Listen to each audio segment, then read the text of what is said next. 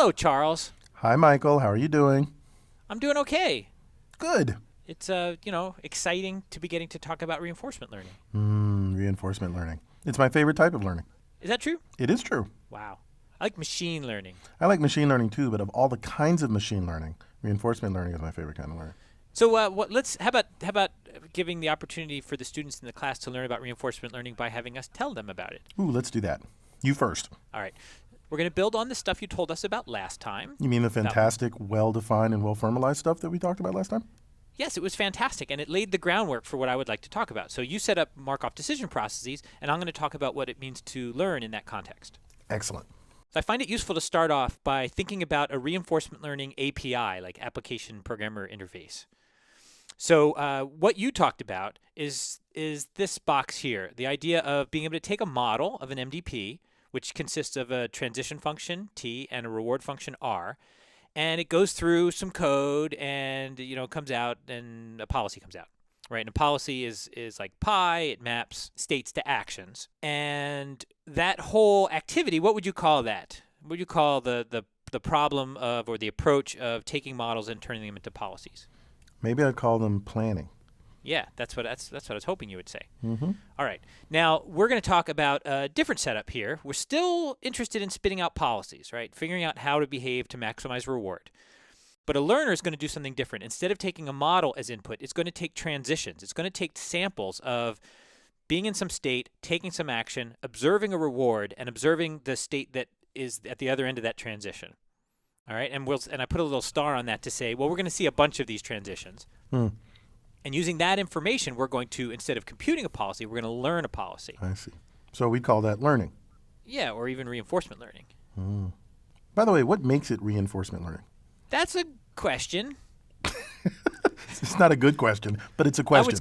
I was going to say good question, but maybe there. It's not that it was a bad question. It's that I don't have a particularly good answer for it. So maybe we need another slide to discuss that. Okay. All right, so let's do a brief aside about the this is like a bad history of reinforcement learning. So it's not that it's a bad history, it's just badly told. So, but the basic idea is this. Once upon a time, and we're going to call it, say, the 1930s, people observed that if you put an animal, this is supposed to be a rat, in a box, say, and give it choices of looking in place B and place A, and say one of them has cheese in it and the other one doesn't, but it can't see which because, the doors are closed.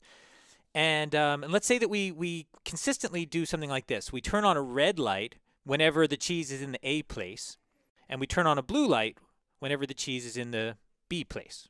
And what you observe is if you do this consistently, then what you find is that if the animal sees a stimulus, like the red light going on, and it takes an action, like peeking inside or sticking its head inside the box A, and it gets a reward, which in this case would be getting to eat some cheese, that setup strengthens its response to this stimulus. In other words, in the future, when it sees the red light, it's going to be more likely to go in and look in box A. And this notion of strengthening, you can think of it as reinforcing the connection. Reinforcing just means strengthening.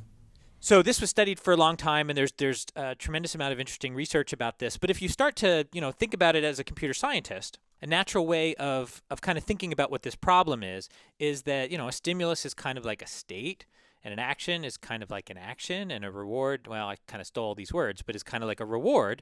And it leads you to this idea that really what you want to do is figure out how to choose actions to maximize reward as a function of the state. And so we started to take this concept, and we called it reinforcement learning because that's what the psychologists were calling it.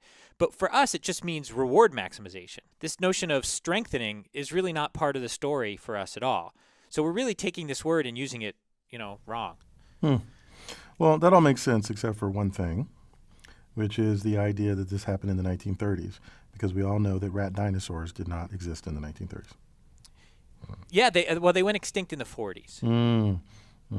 There's one little epilogue to this story, which I find really kind of amusing, and that is the computer scientists did pretty well at figuring out algorithms for solving problems like this. And the psychologists really do care about how stimuli and motor actions and reward all interact with each other. And they've turned to the computer scientists to say, how might the brain be doing this? What is the problem that the brain actually might be solving? And so guess what word they borrowed back when they started to think about these things? Reinforcement. So now they talk about reinforcement learning, and they don't mean reinforcement either. They mean reward maximization. So we won. I don't think that was really our plan, but it's nice to know that we had some impact. Oh, that's very good. You brought planning back into it, and so they learned because of our plan. That's pretty good, Michael. All right, so that's the end of this aside. Okay. Let's go back to learning things. All right, so now that we're back from our aside, let's go back to thinking about this applications programmer interface. So I talked about planning and I talked about learning, and it turns out that there's two other kind of sub processes or sub components that might be useful to think about that kind of relate these quantities together differently. One is the notion of a modeler. What a modeler can do is take transitions and build a model out of it. That makes sense. And a simulator is kind of the inverse, where you can take a model and you can use it to generate transitions. You can actually kind of imagine running around in the world just by simulating that world. So this is generally not a very hard thing to do, though there's certainly applications of reinforcement learning where this simulator is extremely expensive because it's simulating a lot of things in the world. And this modeling problem you can think of again as a kind of machine learning problem, right? Trying to map this kind of information into models. So you call them subprocesses. So does this mean that one way to do learning would be to do modeling and simulating so that I had models and I knew what the reinforcement function was, and then I could just do planning? Yeah, that's a really good idea. In fact, let's look at different ways of gluing these things together. Okay.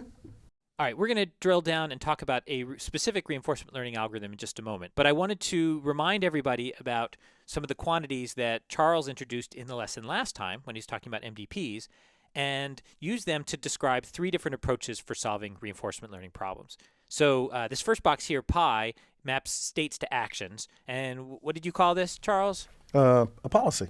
That's right. And reinforcement learning algorithms that work directly on trying to find the policy are called policy search algorithms.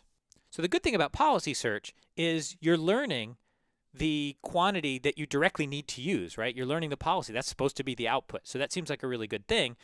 Unfortunately, learning this function is very indirect. We don't get direct access to, I was in this state, what action should I have chosen, right? So this is, what did you call this, Charles? The temporal credit assignment problem, right? So the data doesn't tell you what action to actually choose.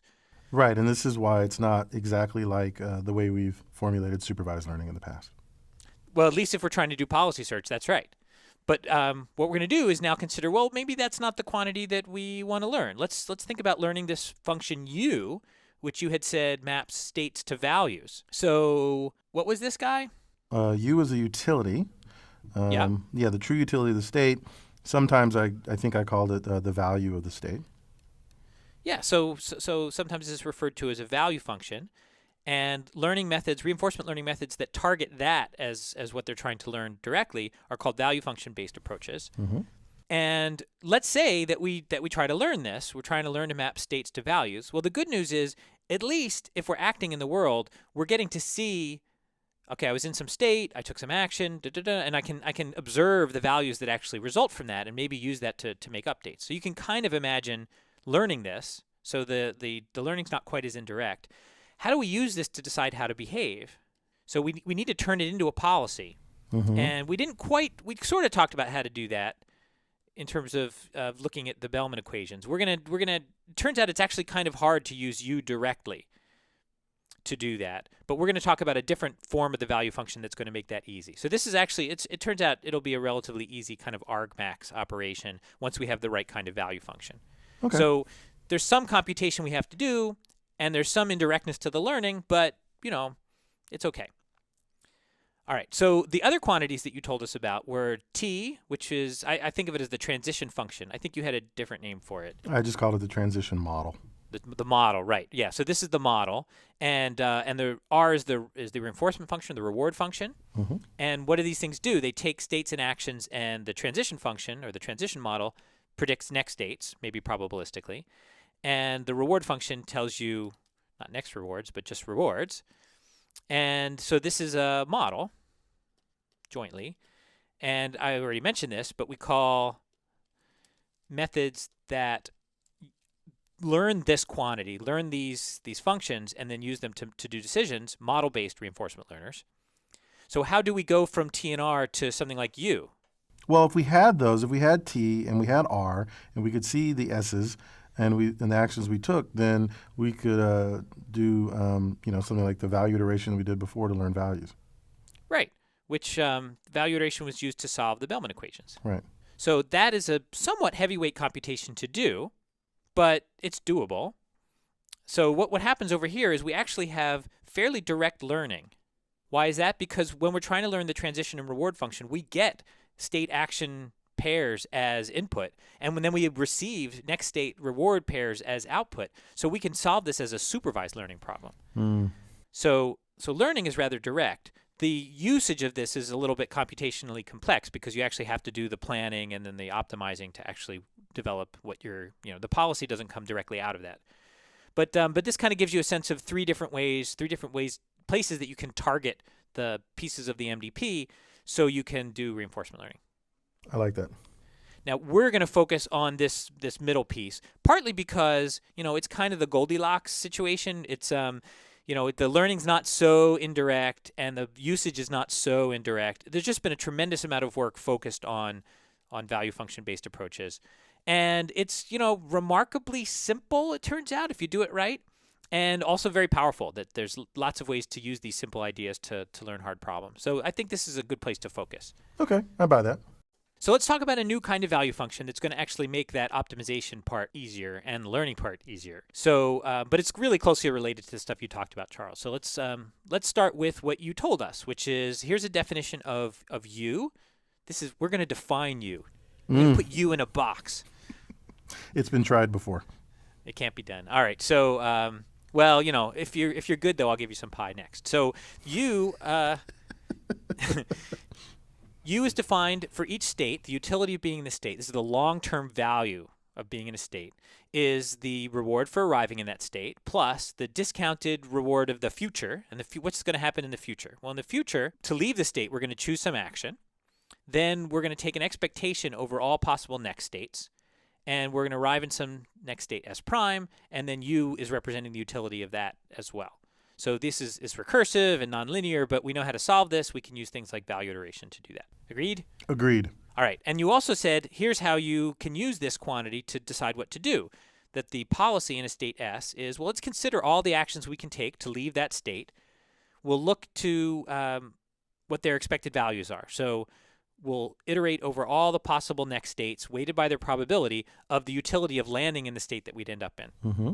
And that tells us how to behave. Yes. All right, so these are the value functions, the value function of the policy that we talked about before. Here's our new kind of value function. It is sometimes called the Q function, though some people in the know don't like that. It's called the Q function because it's the letter Q. But it's some people have said that it stands for quality, but it's just a letter in the latter half of the alphabet. V was taken, U was taken, W is used for weights, like Q was available. So it was brought to bear. So this is a new definition, and you can see it's got elements of the other two. Let me maybe write down a way to interpret this. Okay. So again, here's the Q function, and what we're going to think of this as is this is the value for arriving in some state S, and this is the reward we get for that arrival. Then what we're going to do is we're going to leave S via action A. So we're going to add to that the discounted expected value that we get for taking action A. That's going to now drop us to some next state S prime according to this probability. And once we land in S prime, we're going to take whichever action has the highest Q value from there. Okay? So that turns out to be the value for arriving in S, leaving via A, and proceeding optimally thereafter. Like once we get to a new state, we're going to be choosing the best actions each time. Does that work for you? It makes sense, right? Because U is basically defined the same way. It's the value for arriving in S and then proceeding optimally thereafter. That's right. And the only thing that we're doing here is we're basically tying the algorithm's hands briefly. We're saying we're going to force you to leave via action A. After that, do the normal thing. But just for a moment, I'd like you to just take action A. Mm-hmm. Okay, that makes sense. So you inserted basically a kind of, utility step in there that I assume you're about to use in some clever way. Indeed, yes. This is going to turn out to be really helpful because it's going to allow us to compare the values of different actions without having to actually stare at the model to do it. All right, so I just introduced this Q function. It turns out that baked into this one little Q function is everything we need for dealing with U and pi without knowing the transition function T or the reward function R. And to to demonstrate this for you, I'm going to let you demonstrate it to me. So here's what I'd like you to do. I'd like you to rewrite these equations, this u and the pi equation, in the little boxes, using q instead of any references to t and r. Right? So imagine that we have q, that somebody's already solved this out for us. How can we define pi and u using q? Does that seem okay? Seems okay to me. I think I might even know the answer. All right. That would be awesome. So let's give people a chance to think about it, and then tell me what you think. Okay. All right, Charles. Let's get back to the task at hand. And you thought maybe you had some ideas. So tell me, how can we define u and pi in terms of q? Okay, well, so I guess the first thing to observe is that u is a value, right? No, u are a value. Okay, yes, u is a value. That's correct. U returns a number, a scalar in particular, where pi returns an action. Yeah, well, u of s returns a scalar. That's right. And pi of s returns an action. Very good. Right. Okay. And, we have the definition for u up there near the top, and it's just the reward and then sort of behaving optimally thereafter, where q is a reward and then taking a specific action and behaving optimally thereafter. So we can sort of turn q into u if we always pick the best action. And we know what the best action is. It's the one that, maximizes the value that you're going to get from that point on. So I would say that u of s could be defined as max over a of q s comma a. Simplicity itself. Mm-hmm. Nicely done. I have no idea how we're going to grade that automatically because it's hard to type a's under other a's. But yeah, that's exactly right, that we have a maximization over all possible actions of the q value in that state. Like, that's just great. Mm-hmm. How about the policy? So the policy will look exactly the same. The policy that you want to follow anyway is the one that maximizes your value going forward, except the difference is it's returning an A and not an actual value, so it should be argmax. Oh, so it's not exactly the same. Right. It's almost exactly the same. Argmax.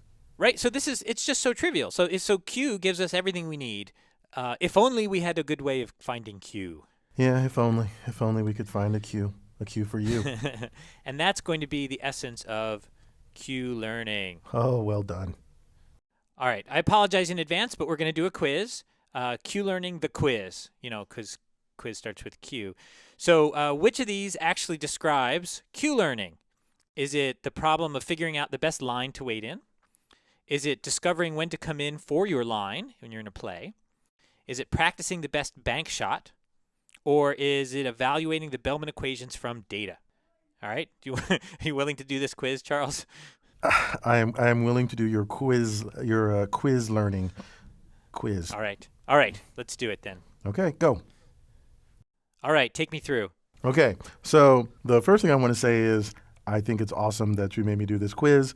The second thing I want to say is, in some sense, every single one of them is correct. Yay! But you put radio buttons down, not checkbox buttons, thingies, so I have to pick one. So let's just go through it. Figuring out the best line to wait in, well, that is a Q, Q-U-E-U-E, which would make a lot of sense if I were, say, English. Yes, that's right. In fact, you are in this picture. Oh, yeah. That's the English version of Charles, the one with the top hat. Okay. Yeah, and a cane, too. Yeah, I like it. And a cane, yes. Well, that is typically what I do whenever I go to London. Discovering when to come in for your line, that is also Q learning, though a different kind of Q. QUE learning. The third, practicing your best bank shot, although I probably would have said break shot. Ooh, nice. That is also Q learning. And it's the same spelling. It's the same spelling. That's unfortunate. Well, you pronounce one Q and you pronounce the other one Q. Yes, well, clearly. But I spelled them that way, too. Yeah, I know. I can see where the emphasis is. And the fourth one is evaluating the Bellman equations from data.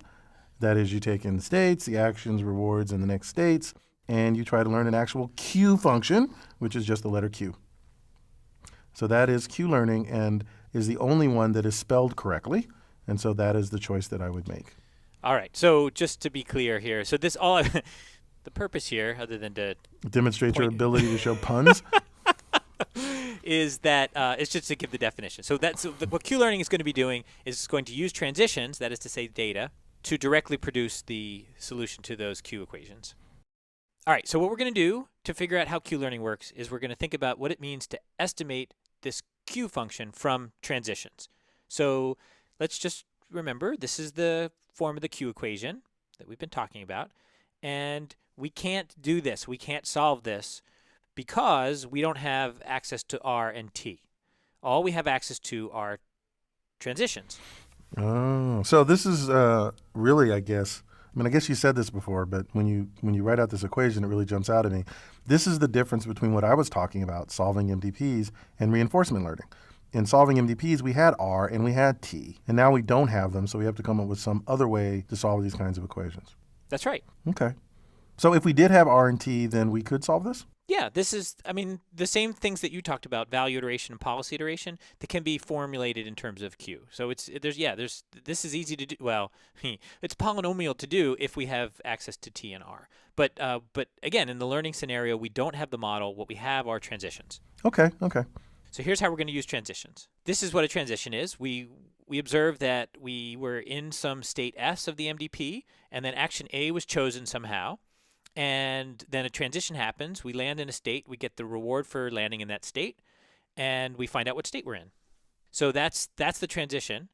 And what are we going to do with it? Well, what we're going to do is imagine that we've got an estimate of the Q function, Q hat, and we're going to update it as follows. Here's how we're going to use all these quantities from the transition. We're going to take the state and action that we just experienced, and we're going to change it. We're going to update it. We're going to move a little bit, alpha. This is called a learning rate. We're going to move a little bit in the direction of the immediate reward plus the discounted estimated value of the next state. So we're going to take our estimate Q hat. We're going to take the state that we end up in as prime. We're going to look at all the different actions we could take from there and take the maximum. So this together is kind of an estimate of the utility, right? Mm-hmm. And this is the utility of the state that we're going to. This altogether is the utility of the state that we were in, the state S. So this is kind of the utility of the state that we're landing in S prime, and this altogether is related to the utility of the state, right? You can see that it's related in that we've got the immediate reward, which kind of matches to this. We've got the discounting. We don't have the sum over transitions, but we do have the max A and the lookup in the Q function. All right, so this is the Q learning equation. All right, let me just say a little bit more about this alpha arrow notation, which I really like, but is not all that standard. So when I write, something like V gets with an alpha x, what we mean is that we're moving alpha of the way from the current value of V towards x, which can be written this way, that V gets 1 minus alpha of V plus alpha of x. And so in particular, if you think about this as, so if alpha is 0, that's sort of a learning rate of 0. It shouldn't learn at all. And in fact, if you set alpha to 0 here, it's going to zero out x, and it's going to only assign V to V, so nothing's going to change. So a learning rate of 0 corresponds to no learning. And if we set alpha to 1, that's like full learning. So we forget everything that we knew, and we just jump to the new value. And that's what happens here, that 1 minus alpha is 0, so the V goes away, and we just get x assigned to V. Does that make sense? That does make sense. And if alpha were in between 0 and 1, like 1/2, you're basically making V the average of the old value of V and the new value x that you see. Good. All right, let's do a little quiz. Okay. To help us kind of make sense of the equations in the Q learning equation by looking at a simpler case. So let's imagine that we've got some variable V and some sequence of values x and a sequence of learning rates alpha sub t. So we're going to draw a series of these x values and use them to update the V values. And the learning rate is changing over time, and the learning rate is going to have first of all, x is going to be drawn, x sub t is going to be drawn from the distribution of some random variable, big X. Mm-hmm. And the learning rates are going to satisfy two properties. One is that the sum of the learning rates summed up to infinity, but the sum of the squares of the learning rate as we go to infinity sums up to something less than infinity. So can you think of a learning rate sequence that has that property? So the one that I remember is alpha sub t equals 1 over t. Good. So in fact, there's a whole range of possible powers of t that work here, but 1 over t is a good one. Why does it satisfy the properties? Well, if you sum up the values up to some value t, sum up the 1 over I values, it actually acts like the natural logarithm. And so as t goes to infinity, the sum goes to infinity. But logarithmically. Which is still, infinity. Mm-hmm. But if you look at the sums of the squares, that's actually a well-known problem called the Basel problem.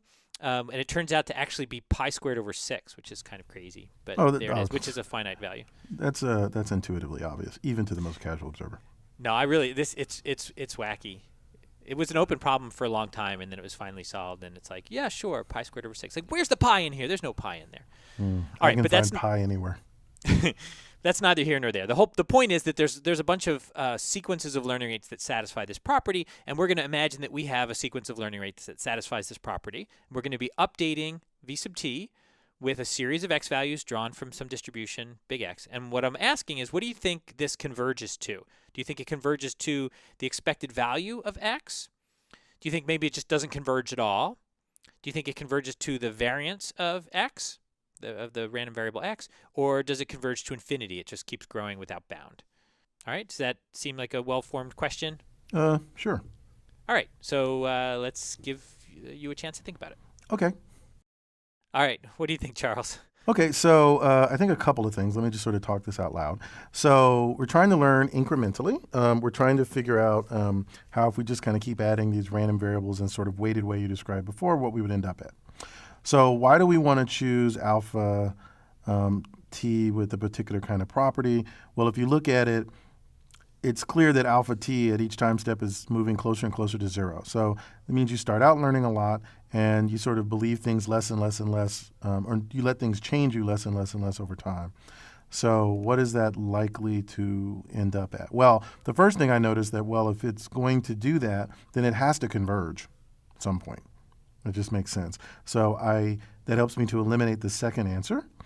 But actually, that also lets me eliminate the fourth answer, because in some ways that says the same thing. So that leaves us with the expected value of x and the expected value of x squared, or the expected value of x squared, or whichever one it is that is variance. Okay, so I'm going to go with the expected value of x. So the expected value of x, right. So it turns out that this is actually a way of computing the average by just, repeatedly sampling and updating your values. And the way to think about it is that sometimes the x values that we draw are going to be a bit above the average, and it's going to pull the v value up. Sometimes it's a little bit below the average, and it's going to pull the value down. But in the limit, all those pulls and pushes are going to cancel out, and it's going to settle in on the actual average value, the expected value of this random variable. Right, because in principle, you're going to see an infinite number of those things, and effectively all you're doing is adding them all up, and then sort of, you're effectively averaging them one little bit at a time. Yeah, that's a good way to think about it, that in fact it's adding them up, and it's computing a weighted average. But the weights are these alphas, and the weights are decaying over time. So we're going to put more weight on the more recent ones, but some weight on the further away ones. But it sort of doesn't matter, because the order, since we're drawing these IID, the order doesn't matter, and the thing that it has to converge to is the mean. Right. I like it. So let's relate that back to what we do in Q-learning. All right, so this is now the Q-learning equation again, which again is one of these alpha-based things. And just to be clear, I really do mean, alpha sub t here, that we're doing this over time. We're updating our learning rates as we go. It's just sometimes it's a little irritating to put that there. But yeah, so let's imagine that we're doing that. We're using that same kind of weighted process, bumping the values around. So based on what we just talked about, Charles, what would this actually be computing? Well, it would be computing the average value that you would get for following, kind of optimal policy after you take this particular action. Yeah, that it's trying to go to this expected value. And what is that expected value? So the linearity of expectation says that we can actually move the expectation, break up the sum using the expectation. So the expected value of the reward is actually R of S. Mm-hmm. The gamma is going to come out because of linearity of expectation. And then what we're left with is the expectation over all next states of the maximum estimated value of the estimated Q value of the next state. But what is this distribution over S prime? It's the distribution that is determined by the transition function. Right. So it's this, which is, this. So that's good. I'm kind of cheating, though. Do you see how I'm cheating? I think I know you're cheating, but tell me. Well, so when I told the story about this alpha arrow updating thing, I said that it converges to the expected value of this quantity here. Mm-hmm. But this quantity here, since it's Q hat, it's actually changing over time. Right. So this target is actually a moving target. It's changing over time. So we can't quite do this analysis because the first step is a little bit questionable. But it turns out that there really is a theorem that this simple update rule, this Q-learning update rule, this tiny little one line of code actually solves Markov decision processes. Yeah. So this is a remarkable fact about this Q-learning rule, and that is if we start Q hat off pretty much anywhere, and then we update it according to the rule that we talked about, Q for when we see a transition SAR S prime, then we update SA, the Q value for SA. We move it alpha of the way towards R plus gamma max A of the, well, basically the Q value of the state S prime. Then, as long as we do that, then this estimate, this Q hat, SA, goes to QSA, the actual solution to the Bellman equation. And I write this with an exclamation mark because it's like, it's one line of code. It's one line of code. Like, how could you not just go out and write this right now? But the let me just, to finish, is this is only true if we actually visit SA infinitely often. So, that's an important caveat, that for this to actually hold true, for you to really converge to the solution, it has to run for a long time. It has to visit all state action pairs. The learning rates have to be updated the way that we talked about before. The next states need to be drawn from the actual transition probabilities, but that's cool if we actually are learning in some actual environment.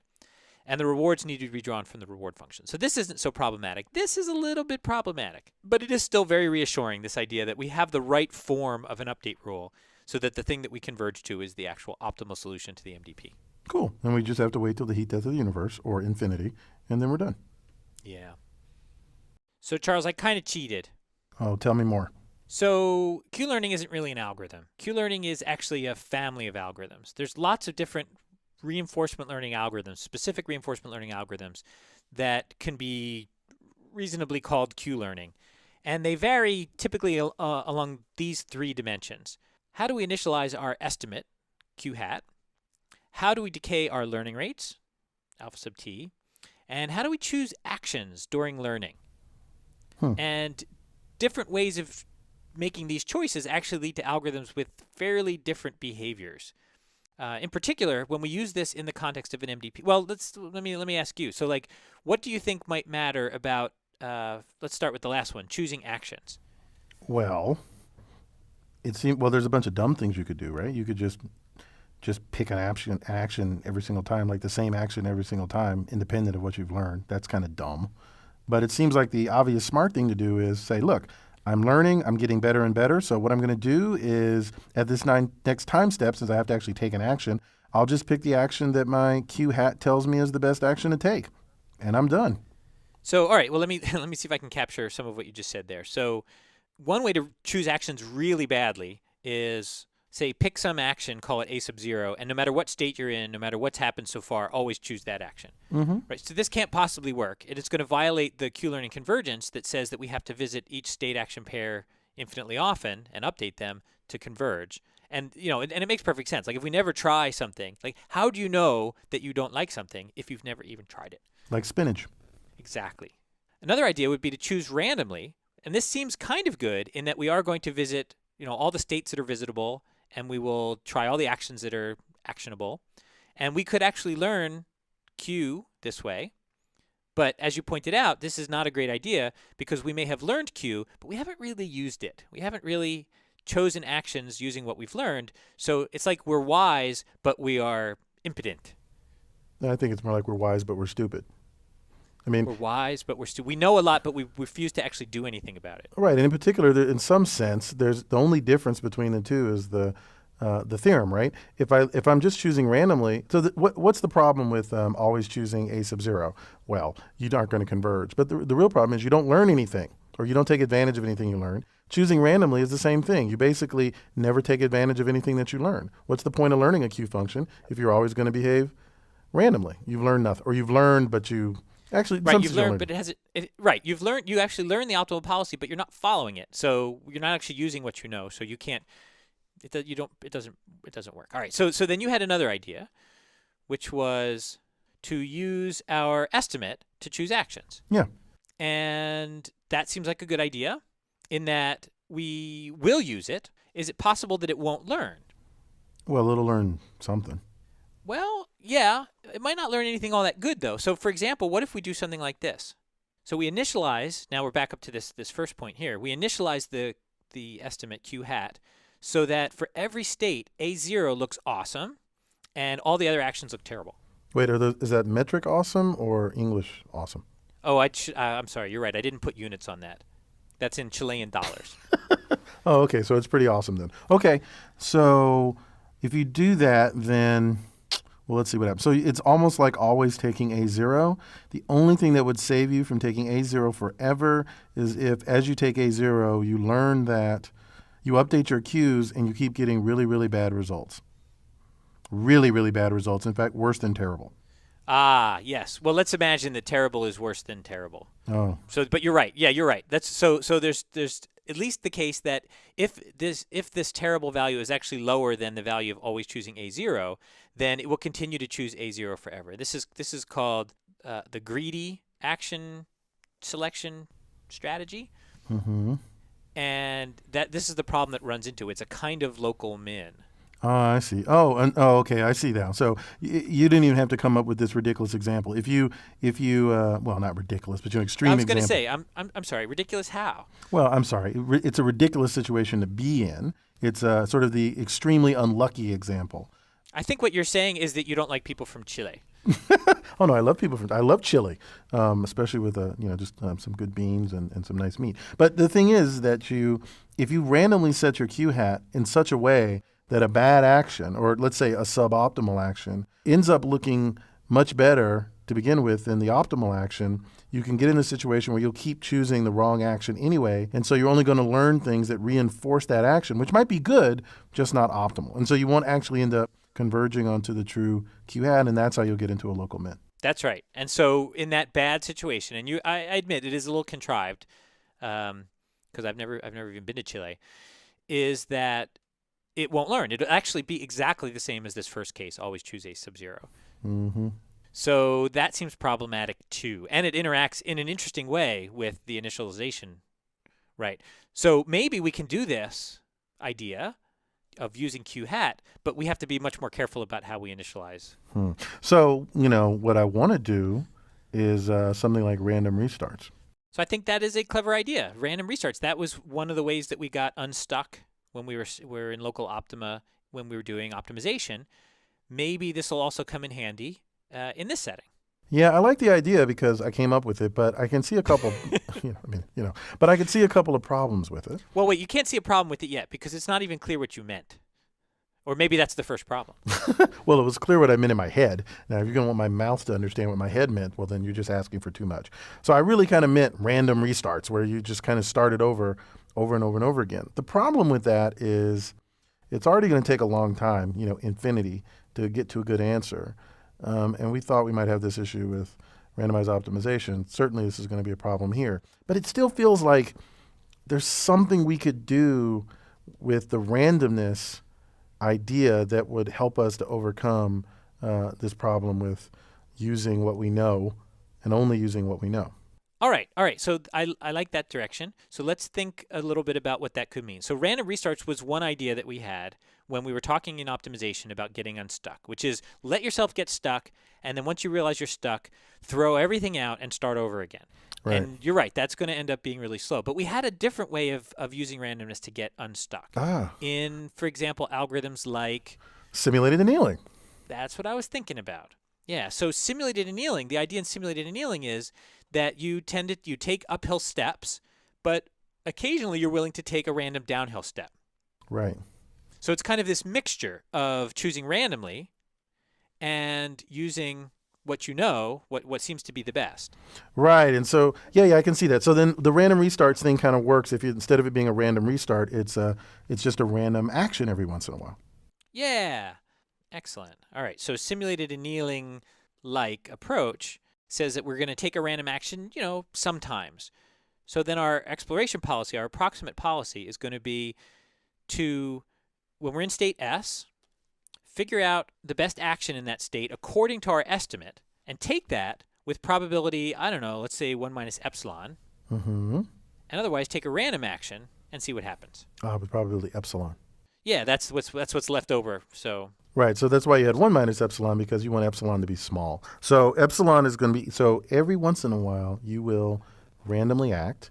Oh, and then that'll solve the simulated annealing problem, or do what simulated annealing helps you with, by just taking a random action in what looks like a bad direction, comparatively, sometimes. But it also means that you get to explore the whole space, and so you have a chance of actually learning the true Q. Exactly. So, and yet most of the time we're spending, assuming epsilon is small, we're spending a lot of our time taking good actions or actions that we think are good, but we're always holding out some probability of taking other actions to help us improve our Q hat. So if you do that infinitely long, and this will let you visit SA an infinite number of times, as long as epsilon's greater than 0. That's right, and that the MDP is connected, right? So there could be state action pairs that just can't ever be reached, in which case you won't reach them. But that's okay, because since you can't reach them, they really don't matter. They sort of don't exist. Exactly. All right, so let's focus in on this a little bit more, because I think this is now the first idea that we've had for choosing actions that has the property that it will learn and it will use what it learns. I like that.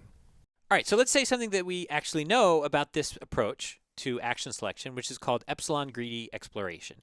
And what we know is that if the action selection is glee, which means greedy in the limit with infinite exploration, and that basically means that we're decaying our epsilon for epsilon greedy, that we start off more random and over time we get less and less random, more and more greedy, then we have two things that are true. One is that Q hat goes to Q, which comes from kind of the standard Q learning convergence result. But we also have something cooler in this case, which is that the policy that we're following, pi hat, is getting more and more like the optimal policy over time. So not only do we learn stuff, but we use it too. And this is an example of the exploration-exploitation dilemma. And exploration-exploitation is really, really important, not just because they're two words that surprisingly start with the same 5 letters, like unlikely letters, but also that it is talking specifically about this issue. Exploitation is about using what you know, and exploration is about getting the data that you need so that you can learn. And this is one particular way of doing it. Turns out there's lots of other ways of making this trade-off. And the reason that it's a trade-off is because there's only one of you. There's only one agent acting in the world, and it has these two actually somewhat conflicting objectives. One is to take actions that it doesn't know so much about so it can learn about them, and the other one is to take actions that it knows are good so that it can get high reward. That makes sense. I never realized that exploration and exploitation shared the first 5 letters. I always knew that they shared the last 5 letters. Oh, that's interesting too. So if you take an R and turn it into an it, you move from exploration to exploitation. I feel like an entire political movement could be founded on that. But I'm not sure exactly what it would be yet. Maybe I'll work on that before our next lesson. So I have an algorithm. There's a standard lemma in reinforcement learning theory called the exploration-exploitation dilemma. Sorry, no, lemma, the other kind of lemma. The exploration-exploitation lemma, which has to do with taking actions that are either exploring or exploiting. But I have one where you actually do teaching. You can actually, each time you take an action, it's either going to teach the agent something, it's going to explore or exploit. So I call that exploration-exploitation, or explore, exploit, explain. Oh, nice. But you could have called it the exploration-exploitation dilemma, because you used a lemma, and di means two sometimes, and you did the two things. Well, in fact, dilemma does literally mean two. It's a choice between two things. Right, so it's a dilemma. Nice. It's a lemma about two things. All right, so it turns out there's a lot of other approaches to exploration exploitation, and some of them in the model-based setting, you can do a lot more with it, a lot more powerful things with it, because you actually can keep track of what you've learned effectively in the environment and what you haven't. So the algorithm can actually know what it knows and can use that information to explore things that it doesn't know and exploit things that it does know. Q-learning doesn't really have that distinction. It's a much harder thing to do. So that's what I wanted to tell you in terms of thinking about exploration exploitation. Does that make sense to you? It does make sense to me. I think the main point I got out of this, or a main point I got out of this, other than our incredible ability to get caught up in letters and coincidences of spelling, is that the exploration-exploitation dilemma really is a dilemma. It's like the fundamental trade-off in reinforcement learning. You have to exploit because you have to use what you've got, but you have to learn, or otherwise you might not be able to exploit profitably. So you have to always trade off between these things, and if you don't, you're bound to either learn nothing or to get caught in local minima. I couldn't agree with you more. In some sense, if you think of reinforcement learning as being the question of model learning plus planning, there's nothing new here, because model learning is well studied in the machine learning community, and planning is well studied in the planning and scheduling community. And so, like, what are we adding to this? And what we're adding is the fact that these two processes interact with each other and depend on each other. And that's exactly the exploration exploitation dilemma. And that's information has to go back and forth between these two processes that other people understand, and we're the glue. Or the glee. The glee glue. I like it. That's beautiful. So that's, at least in a nutshell, the reinforcement learning story. There's a lot of other topics, and I think we're planning to get to some of them in a topics lesson a little bit later. But there's, courses and books worth of stuff to study in this area, just like supervised learning as a whole. But we're going to just kind of end it there with the idea that we now have a handle on how we can use learning to do decisions with delayed rewards. So can you help us summarize what we learned in this lesson? Okay, sure. I think, what did I learn here today? I think I learned a lot of things, some of which had to do with reinforcement learning, mainly that you can actually learn how to solve an MDP. I think that's actually a pretty big deal. Right, meaning that we don't know T and R, Mm-hmm. but we just have access to the ability to interact with the environment and receive transitions. And that's actually pretty impressive and a very powerful thing, because we're often if we assume the world is an MDP, but we don't know T and R, if we don't have some way of learning in that, we really don't have much we can do. And you've shown me that there's something that we can do. Cool. I think that's the biggest thing. We learned some specific things. In particular, we learned about Q learning. Several kinds of Q learning, but one is actually a real word. Yes. I think they're all real, Michael. We learned about Q learning. And I think the other most important thing that we learned about is the exploration versus exploitation trade-off. And with Q learning, we learned a little bit about when it converges, Mm-hmm. and that it's actually a family of algorithms.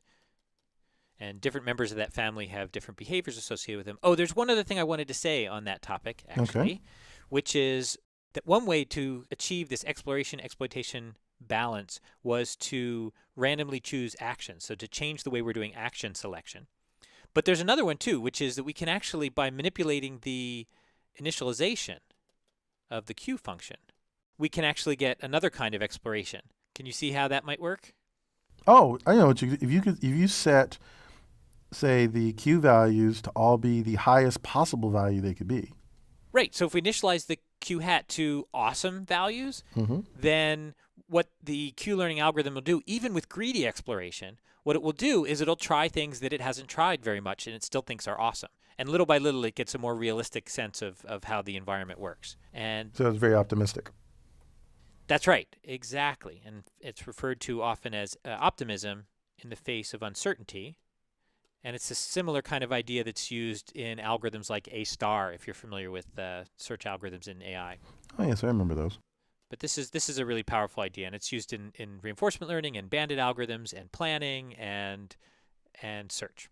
Okay, and that makes sense, because if everything's awesome, then your true Q value can only go down if awesome is bigger than the biggest Q value you could ever have. And so that means you're going to look at every single action. And as you learn more about them, you will just get more depressed about them. And that's good. Yeah, as the world slowly beats you down. So is that right? Is that all we really talked about? I guess that's about right. We talked about what a Q function was. Right.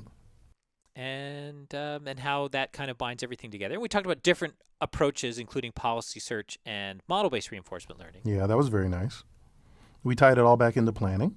So one thing we didn't talk about is connecting to function approximation and the issues in machine learning that are really important, things like overfitting. They come up in the reinforcement learning setting, but not in this simplified setting that we're looking at here, where we learn a separate value for each state action pair. We're going to have to start generalizing to see the importance of that. And that's what we're going to do in a later lesson.